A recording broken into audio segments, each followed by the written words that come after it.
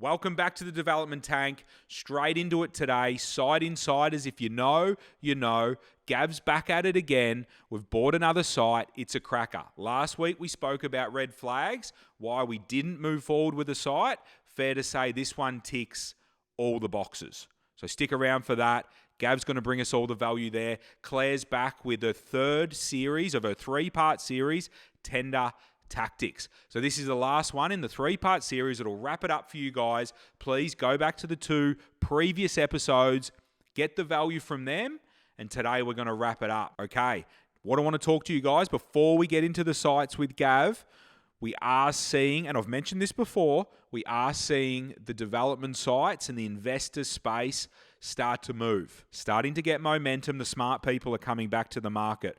We've got people approaching us saying, hey, Pete, I've got 300, 400, 500,000. How do I get into this development space? So something reasonably new for Little Fish. We are investigating ways how we can partner those guys together and they can look to invest as a group, as a JV entity. But we'll get into that later on. But just to let you guys know, the market is moving on the investment side.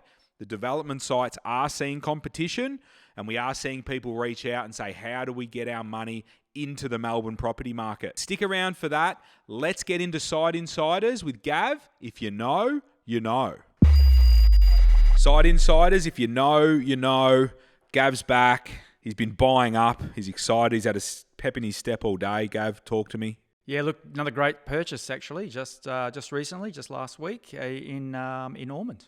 Ormond, mate, I would argue location-wise specifically, and we buy a lot and we've got a lot of projects out there, but I would argue that this would have to be a location that gets you extremely excited. It does for me, absolutely, and I think it would do also for any parent with two or more kids that are heading into the school system.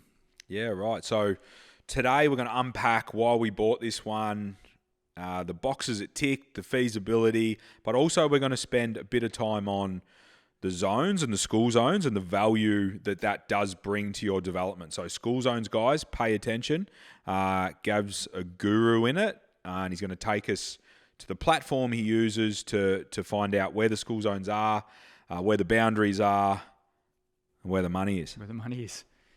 All right, Gav, talk to me. Where are we, mate? Okay, so Ormond this week, just looking here at Land Checker, so we're 12.5 kilometres from the city.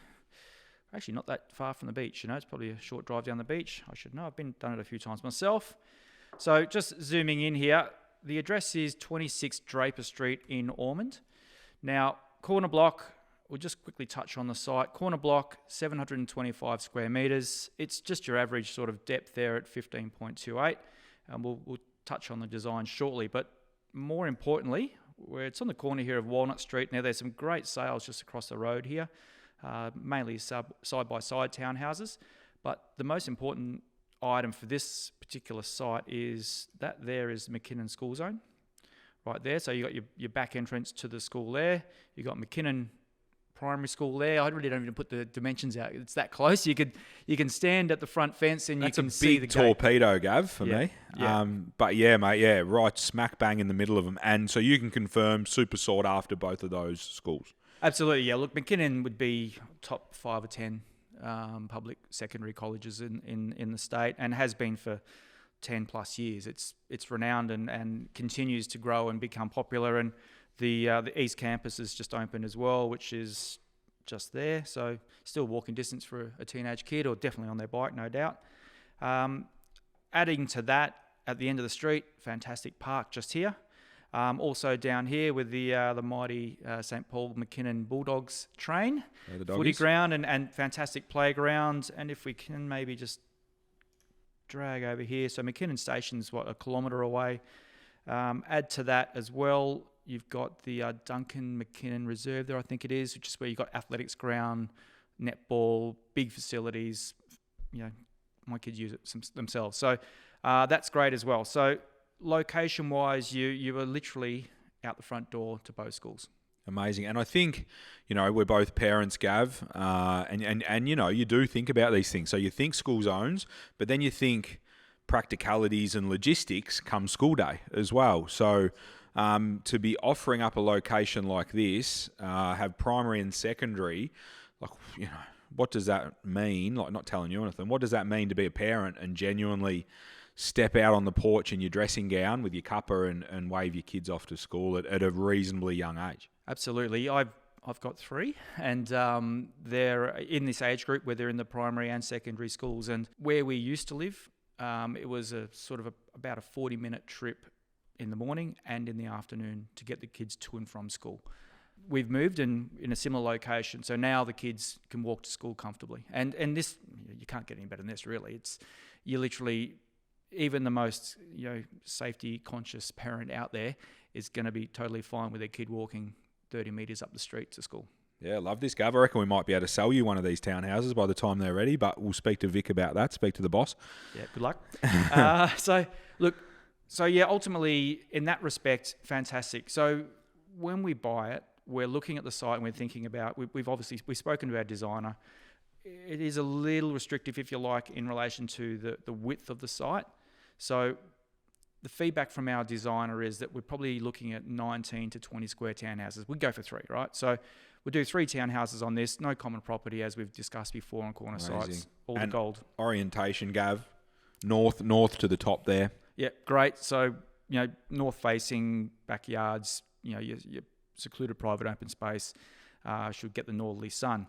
So in this instance here, we're thinking, well, you're going to have people that are moving into the area that probably can't afford, $2.5 million for a full house, full block size. Then you got really nice side-by-side townhouses, and they're literally just across the road here, and they're going for 2 to probably 2.4 for a very, very good one. Yeah. So we would probably be thinking, look, if we can sell sub 2 mil, we'd be doing great. And with those sizes, around sort of 18 to 90, 90 to 20 squares, you're probably looking at big 3-bedders or a small 4-bedder. And if you've got a family with, say, 2 kids that are coming onto teenage years, so 10 or 11, we're thinking that maybe we go a little bit bigger on the front one and we'll try and get a comfortable 4-bedder. And then the back 2 would be 2-bedders, and just focus on having like a good study area, areas where these teenage kids can do their studies. Yeah, spot on. I think, maybe, and I love the idea of changing up the product, when you're doing 3, to have some different offering in there and some diversity, I think is really good. But I think, your target market, a lot of people can get caught up in the, hey, let's do a 4-bed just because it's a 4-bed. And then you've got your 4th bed downstairs, which is really constricting your living, meals and kitchen areas, where, we haven't gone into the design phase of this yet, but we feel that potentially, put the beds upstairs, have a master upstairs, bed 2 and 3 upstairs, and have them, quite attractive, and that's where the living quarters is and the sleeping quarters is. And then downstairs, potentially a home office, a great sort of study area, home office, place for the kids to study and that sort of stuff. We're thinking education is going to be high up on this buyer's list, but then have that open plan living, just a bit more roomy, rather than trying to squeeze in 4 beds if you can help it. So like you said, maybe a squishy 4-bed, would prefer a great size 3-bedder. Yeah, and that's right. And if you've got, say, teenage kids, they're young teenage kids, you might forego the bath and put in a couple of small ensuites on the beds 2 and 3. Yeah, don't hate that at all. So love that, Gav. So maybe going for the 4-bed on the corner, the hero, and then a couple of really nice 3-bedders, well appointed.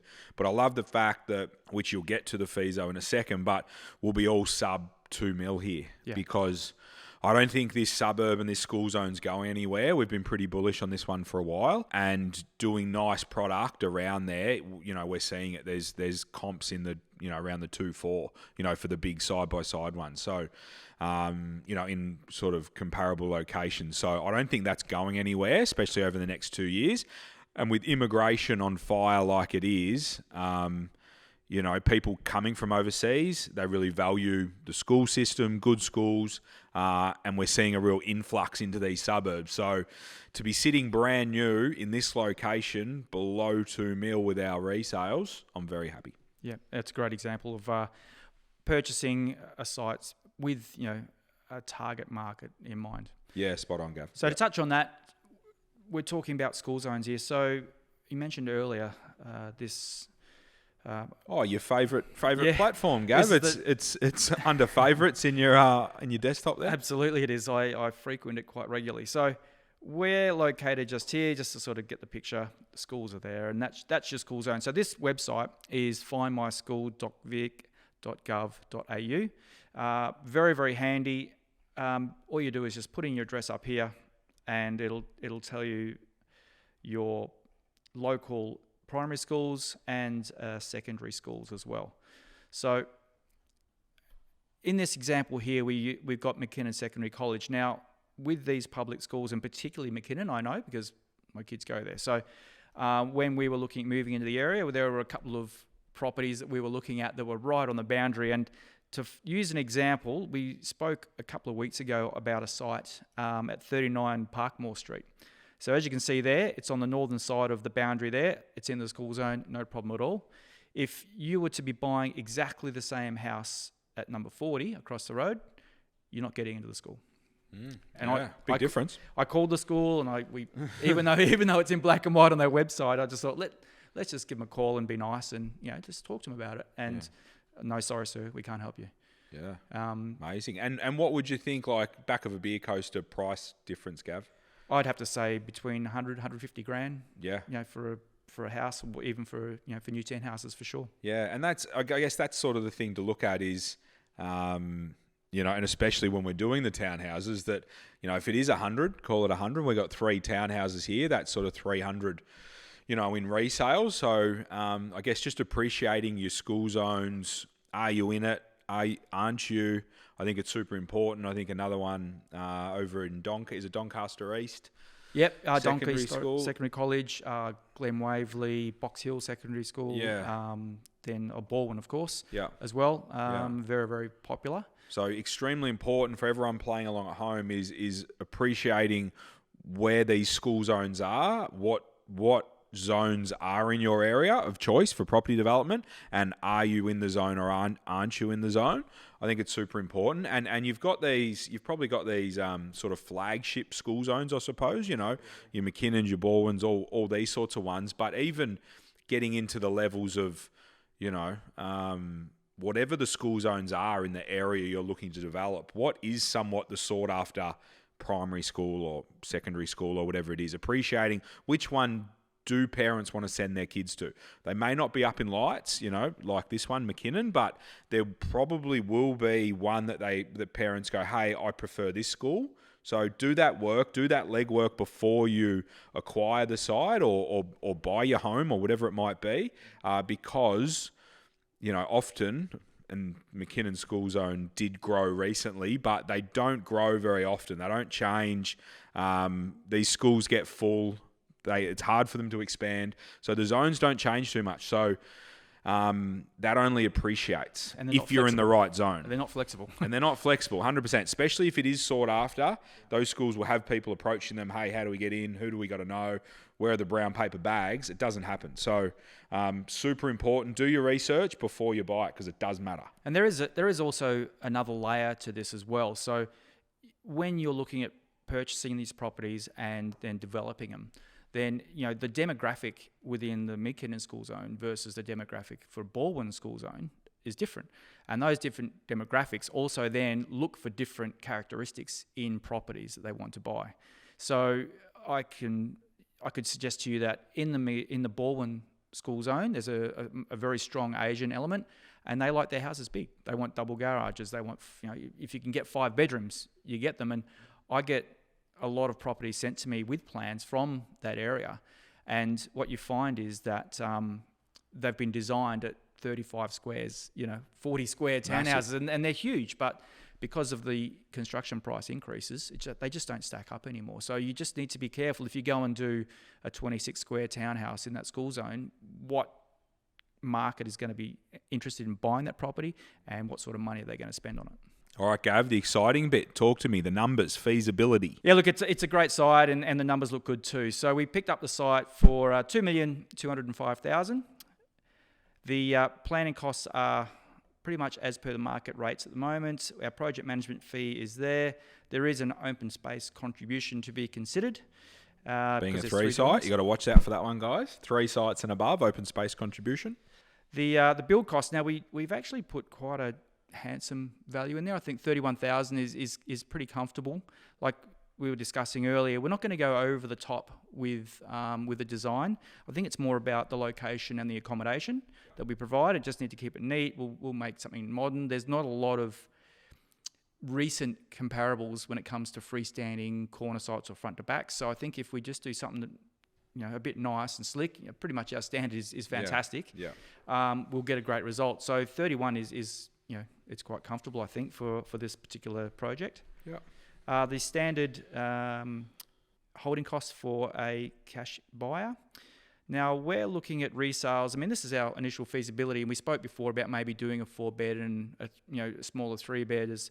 But initially, we were just looking at maybe the front one having a bit more land, or might be a little bit bigger, but just a slightly bit bigger townhouse, but 3-bed. Correct. So, I think these 3 sites, Gav, I think the corner one, having that land component, you always, and often, will fence in that front yard. So I think you can always justify a higher price, just because of the land component. Land is king, as we know. So I guess, I agree. This is where we've, started.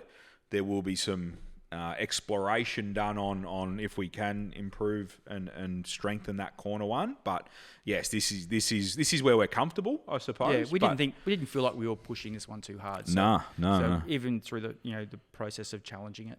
So we're pretty happy with these numbers. At least nothing else. The GRV is something that we believe we can hit, no problem at all. Yeah, that's a good point. Great point. So the return on investment is up around 16.7%. Pretty comfortable with that, if not maybe better in a couple of years, we think. And look, tidy, 790K net profit. I think that's amazing. And like I said, just love being below that $2 million, from a psychological standpoint at the very least. But yeah, interested to see if we can explore that. Because if that corner unit can become a little bit more of a hero in the story, I think for that one to surpass 2 mil, I don't think will be that much of a stretch. And then to be offering fantastic 3-bedder below 1.9, brand new in that location, it's going to be hard to find for people. And look, if it's not a family, then it's a great opportunity for an investor, because the rental returns in the school zones as well, which we hadn't touched on, are fantastic.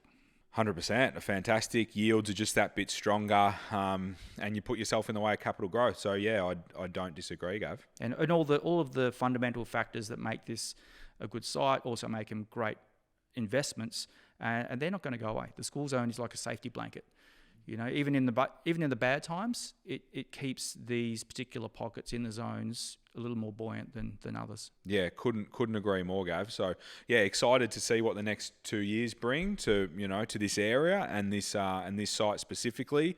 Well done for you, closing another deal and making sure one of our clients is partnered with a potentially very successful site. That's what we do. So well done to you, and keep on the hunt, mate. It's a great site. Thanks, Gav. Another Ripper Site Insiders. We've got Claire coming up next with her tender series. Stay tuned.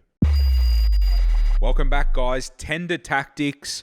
We're on episode 3 of Claire's 3-part series. Today, we are finalising with builder selection and contract. So, super important this phase, guys. It is phase 3 of our 3-part series. So, the 2 episodes prior have got Claire's tender tactics in them. So, if you're about to enter into a contract, if you're getting to this stage, please go through it, watch it a few times, get bulletproof. Today, we've got the final one, builder selection and contract. Claire, thanks for making your way up here again. Thanks for having me. Awesome. Now, this has been a really good series, plenty of value. Last week was a cracker. I feel like, how would you do it without what we learnt last week, based on comparing your builders and figuring out what's been missed, what's been overcooked, what's been undercooked. So that was a really good episode. But today, builder selection and contract, I feel like a lot of the hard work got done in the 2 previous episodes. This is sort of wrapping it up and making sure you're ticking boxes, making sure the due diligence piece is still there, but feel like the hard work's been done. Am I right in saying now it's time to bring it home? That's it. You're right, Peter. Ideally, from that post-tender stage, you've done a lot of the questions. You've asked why certain prices are low, why certain prices are high. Have you included the right stone? Have you got the right external landscaping? You've done everything. You've asked all the dumb questions. There's never a question that is dumb. Ask everything. And you're comfortable with the builder that you've selected. You're comfortable with their timeline, their payment terms, the letter they're going to provide from their accountant, everything. So really you're at a stage where you're going to get their draft contract and you're going to review that contract and the areas that are relatable to your specific project. Yeah, great. So you're going to kick us off with the contract and what we should be looking out for? Yeah, so there's two main contracts that we see in the residential space for a fixed price. That's your HIA contract and then your master builder's contract. We're going to have a look at the HIA today. They're both very straightforward and very similar. I suppose the items that we go through today in the HIA, they will live in a different place in the master builders, but they are designed for an owner or someone who's never built before. They're used from residential builders to someone who is quite green. So they're there to protect both parties. They can't be changed. It's more about looking through the project particular items on each contract before you sign. Yeah, great. So they are a fixed price contract. Like you said, they are there to be quite, I guess, static in nature. They are there to live between a builder and a, like you say, a first time residential developer or landowner who's looking to build their home. So they are quite static. They are quite protective, compared to maybe a commercial contract or something like that, which, you are getting into sort of dangerous territory, with those sorts of things. But these are quite straightforward in nature, but you're going to show us, I guess, the things that we look for in a contract and the things that can be altered and potentially negotiated. Yeah, and that's the main thing, the items that you can change, because a lot of these clauses you can't. They are fixed. And just before we dive into the different schedules of the contract to look at, I should note that there is a checklist at the front of this. As I said, these are designed for homeowners who have never built before. Follow this checklist. It's got everything that you should be looking for and all the questions you should be asking. I think it says here, there you go, if you answer no to any of these, you're not ready to sign the contract. Ripper. So this is designed for people at home who don't do this every day. So with the HIA contract, as I said, they're the same as the master builders in terms of everything they include. They just include it differently. The HIA is pretty straightforward. Everything that you need to look at and populate or give to the builder so they can populate is at the front. So you've got your project particulars here. That just needs to be as per your project. Very simple. Give that information to your builder and they'll fill it out. The next one is Schedule 1, and something worth noting, you've already agreed on your project timeline or your construction timeline. This one is worth double checking because the days, I suppose in this contract they'll say days, they'll include public holidays. Make sure that aligns. Most of your builders will give you a month timeline. So they'll say I'm building it in 12 months. That should be 365 days in total, not plus weekends. This is something that we see sometimes gets mixed up and the days are incorrect. So that's worth checking. Good point. Something else within Schedule 1 worth talking about is your agreed damages. So your liquidated damages. So you've got damages that the builder has to pay if they're late, and then you've got damages that you as a client will have to pay if you cause the builder a delay. So as a very basic example, but say you haven't selected your tiles, something that, mind you, we encourage to finalise everything before the contract. But as an example, if you want to change your tiles or you haven't selected your tiles, and then all of a sudden that causes the builder a month delay, that is a delay caused by you. And if the builder then goes over the 12 months, you will pay weekly damages to the builder. Yeah, great. I think that's a great point because people starting out, they think liquidated damages is really just a one-way street and it's just for when the builder goes over time and, I guess for builder delays. But it is good to note, and it's something that we do make our clients aware of, that it does sort of cut both ways. So just make sure that, you're content if it's going one way or the other.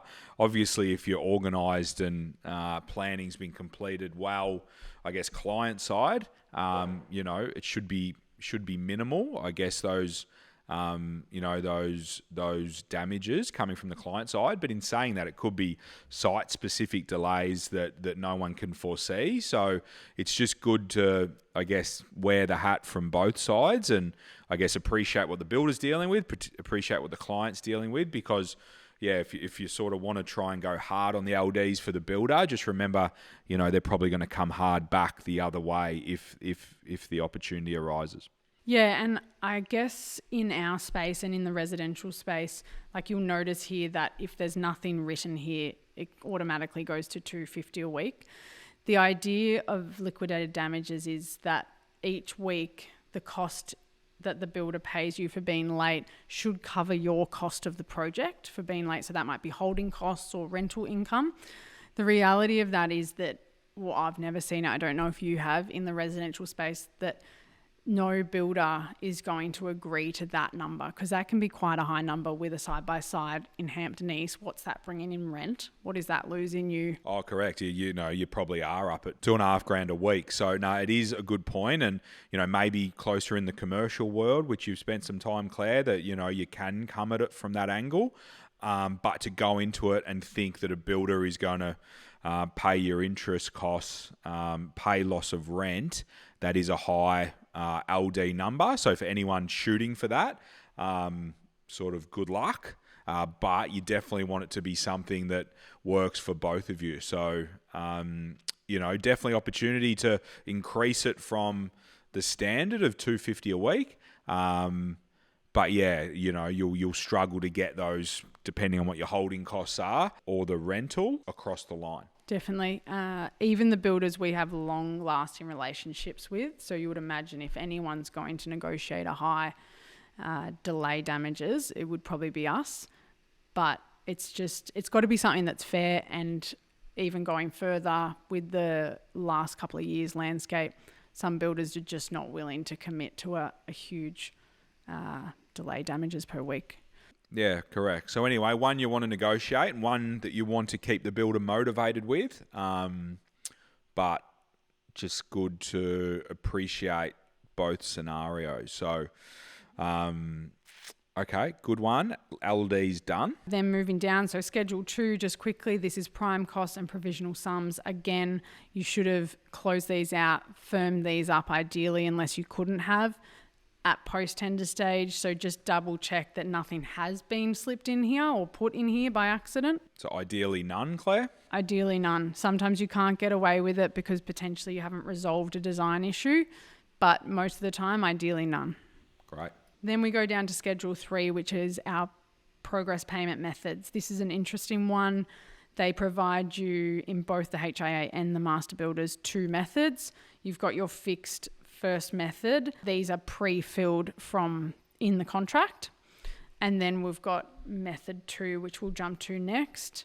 I suppose, I feel like I know what you're going to say, Peter, that method 1 we used to use a bit, and we've digressed a bit. It's a little bit problematic with the lack of progress claims.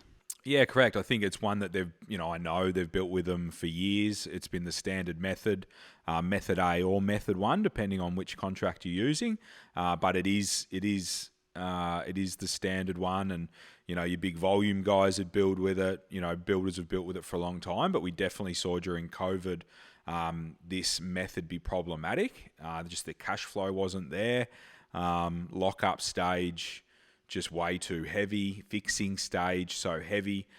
For these stages to hold 35 and 25% of the contract alone is just amazing. And especially when things slowed down, prices were going up. It was just, by the time builders got to that stage where that payment could be released, it was just such a long time for trades to wait for payment. And it was quite problematic. I remember back vividly that we had to contact the bank on behalf of clients to say, hey, can we break up a fixing stage so the builder could chew through a bit of work, get paid, pay his trades, bit of work, get paid, pay his trades sort of thing. And we had to do that on a couple of jobs. So we've definitely seen more builders come round to more of a, method B or a method 2 payment schedule, which allows a bit more flexibility, better cash flow, more milestones for the builder to unlock that money in the project and pay their suppliers and trades. Yeah, that's so interesting. I remember when I came from commercial to the residential space, it was the first thing I just couldn't get my head around, because in a space you do progress claims monthly and you just claim for the work you've done as a builder to then pay your trades as they've done the work. Makes sense to me. I mean, it's obviously a bit different because you've got quantity surveyors and you've got bigger players and more budgets, I guess. This is designed for the homeowners and people who don't understand or assume, I guess we assume they don't understand building, like someone playing in it every day. But I remember saying to a builder who had one of our jobs at the time, I said, well, you could start on landscaping, or you could start doing the brick, the brick feature wall at the back, or you could start here to try and make up some time. And the response was, why would I start there? I'm not going to get paid for landscape until the end. So I need to just do what's in front of me. So there's also, it's sort of from both ends. There was no way for builders, or no motivation for builders to make up time along the way, because their cash flow wasn't allowing for that. Yeah. So then suddenly you've got two parties. You've got the owner, developer, and you've got the builder that both are struggling to align, and motivation to actually sort of punch through certain jobs. They are just bound by this, I guess, old-fashioned payment method. So, so you're going to take us to another payment system that we've and schedule that we've seen more of our builders use, which seems to work a bit better. Yeah, I will jump over to our 23 Summit Ave payment breakdown, and keep in mind this is very dependent on your lender, whoever that may be, whether that be a bank or a private lender. They will ultimately dictate what they're willing to certify. That it'll always come back to them. I suppose for some it's private lending, so we have a little bit of flexibility, and they as the lender were comfortable with this breakdown. But in short, it's just, as you can see looking at this, you've got a lot more stages and a lot smaller bites. So anytime you're not overpaying the builder, you're just ensuring that they are keeping their workflow and their cost up. Yeah, 100%. I think it definitely allows them to pay their trades quicker, which gives them that ability to get trades in, get the work done and get them paid. And they're not waiting too long for that cash flow. I think important to point out, which yes, you do need to get your lender across this, and some banks will do it, some banks won't. But essentially you're not looking to really, I don't think, veer too far from that method A, method 1 contract. You're simply taking 5 or 6 payments and virtually chopping them up into even more payments, which, there might be 10 to 12 payments there. So essentially just more payments, not so much forward paying the builder at all. That's definitely not what you want to do, but just increasing the cash flow there. Yeah. And then probably the only other thing to know is try to not top load, I suppose front load the contract, which again, a lender will tell you this and they'll provide that. Your deposit's never over 5% and you're never over 45 at frame usually. So that's just a couple of guidelines, but really it just comes down to smaller bites for the builder, and builders appreciate it. Yeah, great. Okay, so moving on to Schedule 4, I would say this is probably the most important part of your contract. This is your special conditions. This is obviously this is blank because this is a draft, but this is where the builder will put in anything that is different to the entire contract. So any changes you want to make to a clause or any special clauses that you want to bring in as an addition, they live in Schedule 4. So I suppose that's a great thing about these contracts, is that all the other clauses you can't add or alter. So there's I guess there's no point in going through every single clause to see if it's been altered. You just can't do that on their portal. So any changes will live here. So Schedule 4 is really important to read and understand. Things like price increase clauses, time escalation clauses, anything. You should understand every condition essentially. Yeah, great. And I think that's where these contracts are pretty straightforward. You know, you scroll straight to the special conditions. I think the things you've mentioned earlier, they're I guess the heat zones of where you need to go and make sure that you're content with those items because they can change or be added to. Yeah. And they can work for both parties. So I suppose I don't want to scare you. Just understand what's been put in here. You may have an agreement with the builder. That's where you add it in. Yeah, perfect. Okay, and lastly, of the particulars, Schedule 5 excluded items, very straightforward. Just read through these if there's anything excluded. Hopefully, you've already discussed this with the builder and you're very aware. If not, it's something to be questioned and understood before you sign. Okay, great. Thanks, Claire. Contract Management 101. You've got your HIA and your Master Builders. Both similar, but a little bit different, but both setting out to do really exactly the same thing. So they're the areas that you do want to take note of and dive into and sort of challenge and understand. So thanks for that. Plenty of value there. Can you explain to me what are the other items in this stage, builder selection and contract stage?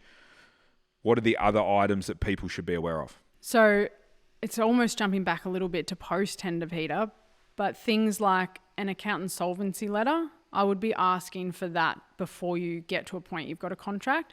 We have so many questions about, obviously a lot of builders going under in the last few years, bigger builders, mind you, but it's happening. And how do you mitigate that? How are you sure that a builder's not going to go under? I mean, there's a few things like creditor watch and different, managing their workload and how many projects they have, etc. A few different things to look out to, but let's call it the golden egg is the accountant solvency letter. So that's a letter provided from their accountant that says that they are capable to take on your project at that particular time, financially capable. Yeah, I think that's a great one. That was shout out to Zocky. He gave us that one years ago, but it's definitely important to get because if they're not prepared to give you one, and I think, like you said, back at that sort of post-tender stage, I think at least getting confirmation that they're prepared to give you one. I think, if you get it, great. I guess them engaging their accountant to provide it before they've won the job, that's probably one of those things that come together, but to get that confirmation that they're prepared to supply one, I think is great. But then, to have their registered accountant virtually, on letterhead confirm that this company is solvent, that it's up to date, with its debts and those sorts of things, an accountant can get in and will get in a lot of trouble if that's not the case. The builder goes under halfway through the project. The liquidators and auditors come back through and say, hey, this builder wasn't what you suggested, Mr. Accountant. They can get in a lot of trouble. So no accountant in their right mind would risk that. So yes, it is an important letter, and one that can put your mind at a lot of ease before entering into a project. You never know 100% that a builder's not going to go under, but to have that letter just before you start building should give you a lot of confidence. Yeah, and make sure it's usually 12 months, so valid for 12 months. So if your project's going longer or it's supposed to be an 18-month project, make sure you do get that updated. I mean, usually once you've started, right? But it does give you that confidence that you're going to get to the end. And you're right, they do charge to provide it. And so I suppose the builders we deal with, we just get confidence that they will provide it if they're awarded the job. And then as soon as they've got the go-ahead, get that letter. Then the other thing to keep in mind is insurances. So you're entitled to get your insurance before you pay your deposit. And I know there's been issues over the last however long that builders won't do that. Builders have to pay for insurances. So I understand that they don't want to fork out the money until the deposit's paid. But the whole Porter Davis saga, that was the problem. So you are entitled to get it. Yeah, great. So just to be clear, we're talking about the homeowner's warranty insurance. So that's the insurance that covers homeowners, landowners, if the builder goes insolvent, bankrupt, death, anything like that. So it protects the landowners from those items. And I think, like you said, it might have gone on for a while where people might pay a deposit and think they should pay a deposit without this, and builders have advised them of that. But like you said, Porter Davis got into a bit of trouble late there where they were accumulating deposits, but timing didn't allow them, or they didn't go and get the insurance, which then meant that deposit wasn't covered under that insurance, which then left a few people high and dry. So I think, great point, and something we definitely guide our clients into doing, making sure that, the builder does get that insurance, then pay the deposit and pay it swiftly if the builder's done the right thing by you. Just to make sure that deposit, that first 5% you pay, is covered under the insurance. Yeah, exactly. And then probably lastly, I think it was 2 episodes ago now, I spoke about a document transmittal. I said it's a bit of an effort, but if you can do it, there's only a couple of spots in these contracts to put plans and engineering, and that's about it. Maybe builder's spec. If you have a documented transmittal, you can insert that and it will cover everything. So even down to all the work you did during post-tender and all your clarifications, that should go into your document transmittal, and that should form part of your contract. So everything you've spoken about, every report, everything you've worked so hard on for the last 12 months, that should really be a part of your contract. Yeah, great. And that just feels very bulletproof, watertight, doesn't it? Yeah, exactly. Great. Thanks, Claire. Amazing 3-part series. And so much value in that, guys. Please go back, watch the 3 episodes. I guess caveat, if you are unsure with these contracts, even though they are quite basic contracts, please take it to a solicitor. Make sure they check over it. Sanity check. You can't go wrong. Claire, that's about it. Thank you. Yes, I just want one more thing. I know we're wrapping it up, but we do, our value downstairs and all our contracts at Little Fish is, while yes, we need to make sure they're super tight, they're important, reviewing them correctly and getting everything right, once they're signed, we put them in the drawer and we forget about them. We want to have a relationship with a builder that we don't refer to the contract. We don't want to refer to the contract. We just want to build and everyone's happy at the end. So while yes, they're important, our value is that they go in the bottom of the drawer and we forget about them once they're signed. Yeah, great point, Claire. And it is something that Little Fish abides by and definitely values, whether it's builder, consultants, whatever part of it is. The relationship is super important. Yes, you need to be covered from a legal standpoint, but relationships are king. You're in it together. You're wedded to your builder for circa 12 months. So make sure it's an enjoyable ride.